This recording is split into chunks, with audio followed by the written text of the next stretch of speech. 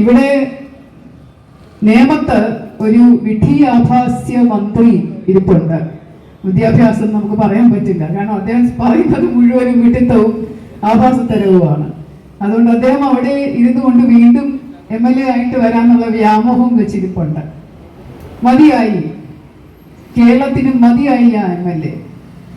കഴക്കൂട്ടത്തൊരു MLA ഇരിപ്പുണ്ട്, ലോക കള്ളൻ, അമ്പലക്കള്ളൻ, സ്വർണ്ണക്കള്ളൻ.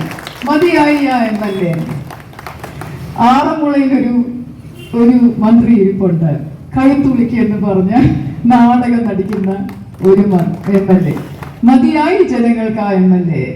അങ്ങനെ 140 മണ്ഡലങ്ങളിൽ മാത്രമേ 99 മണ്ഡലങ്ങളിൽ ഇരിക്കുന്ന LDF MLA-മാരും അഴിമതിയിൽ മുങ്ങിക്കുളിച്ച് നാടിന് ദ്രോഹം ചെയ്യുന്ന ഈ MLA-മാരെ മതിയായി.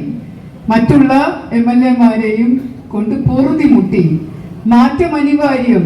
ഇനിയിപ്പോ നമ്മുടെ കേന്ദ്രത്തിലിരിക്കുന്ന ഊർജ സ്രോതസ് ഉജ്ജ്വല സൂര്യൻ നരേന്ദ്രമോദിജിയുടെ വാഗ്ദാനം അനുസരിച്ചുള്ള ഒരു NDA BJP ഭരണം കേരളത്തിൽ വന്നേ തീരൂ.